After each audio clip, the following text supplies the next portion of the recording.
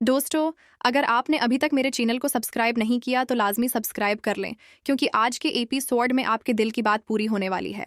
दोस्तों, मिनसंदर ड्रामा में आने वाला है एक ऐसा चौंका देने वाला मोड़ जिसे देखकर हर कोई हैरान रह जाएगा। कहानी अब इस मकाम पर पहुंच चुकी है जहां सच सामने आने के बाद रिश्तों की असल आजमाइश शुरू हो चुकी है। कहानी का आगाज इस मंजर से होता है जब दादी का गुस्सा अचानक रूही पर फूट पड़ता है। दादी सबके सामने रूही पर इल्जाम लगाती हैं कि अविनी की गिरफ्तारी सिर्फ और सिर्फ रूही की वजह से हुई है। घर का माहौल एकदम कशीदा हो जाता है। सब लोग खामोश खड़े ये मंजर देख रहे होते हैं। वहीं नहार भी खड़ा सब कुछ सुन रहा होता है। दूसरी तरफ सोनी अपनी बेटी अविनी के लिए रोती रहती है।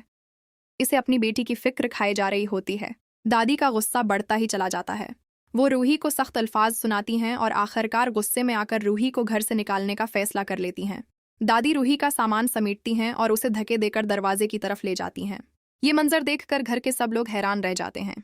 जैसे ही दादी रूही को दरवाजे से बाहर धिका देती हैं, नहार फौरन आगे बढ़ता है और रूही को संभाल लेता है।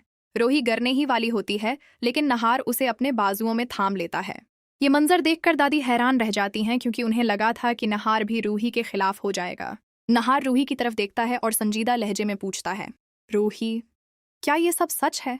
क्या वाकई अविनी ने ही शीतल को मारने की कोशिश की थी? रूही आहिस्ता से सिर हिलाकर हाँ में जवाब देती है। फिर रूही नहार को एक और हकीकत बताती है।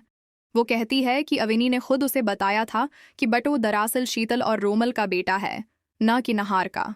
इसी सच्चाई को जानने के बाद अविनी गुस्से में आ गई थी और इसी वजह से उसने शीतल को रास्ते से हटाने का मंसूबा बनाया।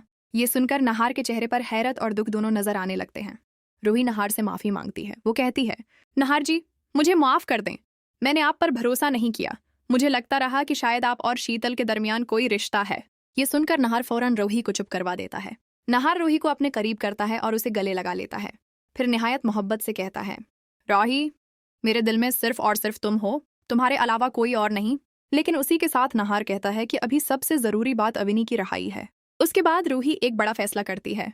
वो कहती है कि वो शीतल के पास जाएगी और इससे अविनी को माफ करने की दरख्वास्त करेगी। कुछ देर बाद रूही शीतल के पास पहुंचती है। रूही शीतल से कहती है कि वो अविनी को माफ कर दे, लेकिन शीतल हैरान होकर कहती है, रूही, ये कैसे मुमकिन है? उसने तो मेरी जान लेने की कोशिश की थी।